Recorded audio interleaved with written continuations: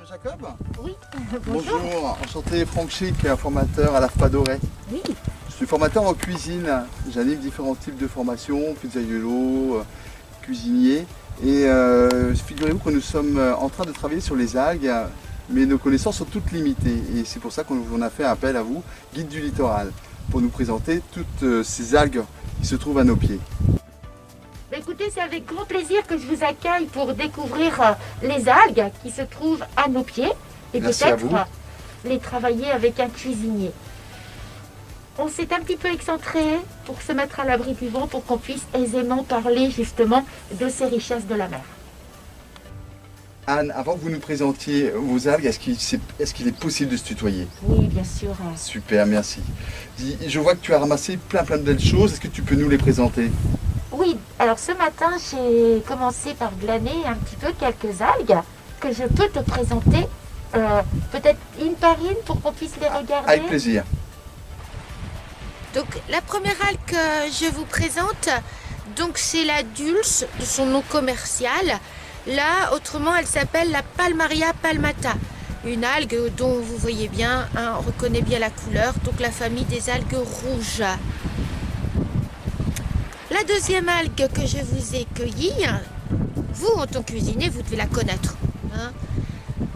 Alors sûrement pas sous cette forme-ci, mais plutôt sous forme de feuilles, paillettes, qui va servir à faire les sushis et les makis.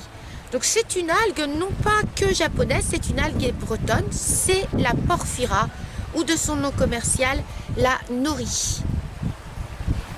Et puis une troisième algue, que l'on peut également comestible, que l'on peut cuisiner, c'est la laitue de mer.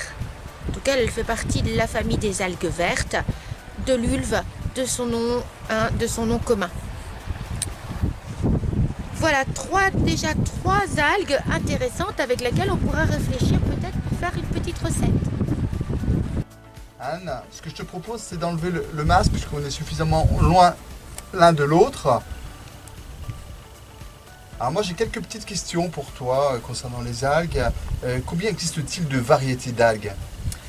Alors, à travers le monde, il existe 25 000 variétés d'algues différentes. On en a recensé 850 en Bretagne, ce qui est déjà... C'est énorme. C'est énorme. Hein. Alors, là, je parle des algues en général.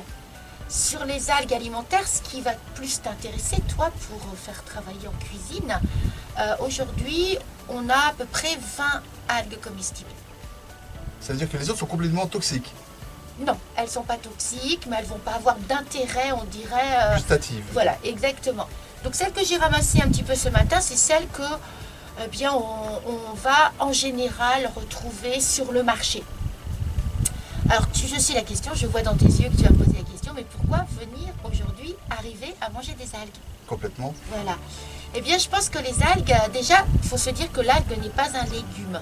L'algue va être un complément, on va le prendre comme un assaisonnement, on va la prendre un petit peu comme pour rajouter des goûts, des saveurs à nos plats. Est-ce qu'on peut en manger autant qu'on veut? Alors, on n'est pas très habitués, nous les Occidentaux, encore à manger des algues comme peuvent manger justement les pays asiatiques. On préconise à l'heure actuelle de ne pas dépasser 50 grammes d'algues par jour et par personne. Après, pourquoi manger ces algues? Eh bien, déjà, un apport considérable et très intéressant de protéines. Et on sait qu'aujourd'hui, on est tous à réfléchir sur comment passer de la protéine animale, peut-être la remplacer par la protéine végétale. Voilà, en cuisine.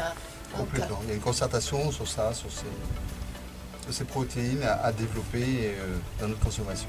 Donc pourquoi pas se tourner vers les protéines végétales des algues. Ces algues, dans la mesure où elles vivent également dans un milieu marin, elles vont être riches en sels minéraux. Elles vont avoir du phosphore, du potassium, du fer, du magnésium. Elles vont être très riches également en vitamines, les vitamines A, B, celles qu'on va retrouver dans nos aliments. Et puis elles vont avoir aussi un intérêt sûrement peut-être pour la cuisine, c'est justement ces arômes qu'elle pourrait dégager. Moi, je les cuisine aujourd'hui très simplement. Hein. Je les mets dans les soupes, je vais les saupoudrer dans mes salades, je vais les utiliser également comme un condiment, on pourrait dire. Par contre, les travailler, on va dire, autrement, ça, oui, je suis très contente de te rencontrer. Justement, nous, on a fait ce travail justement d'études, de recherche avec nos stagiaires pour mettre au point une recette. Et on aimerait bien partager cette recette avec toi pour que tu puisses nous éclairer aussi, éclairer nos stagiaires sur les algues, mais sur la qualité de la recette qu'on a constituée. Ah, mais avec grand plaisir. Par contre, ce que je te propose, qu'on reste un petit peu au grand air comme ça, c'est quand même plus facile entre nous deux. Je t'invite à se rendre chez Gilles Lamourier, donc qui est un ami ostréiculteur et qui va avoir un espace dégustation. Je pense que là, tu vas retrouver le plaisir de cuisiner les algues.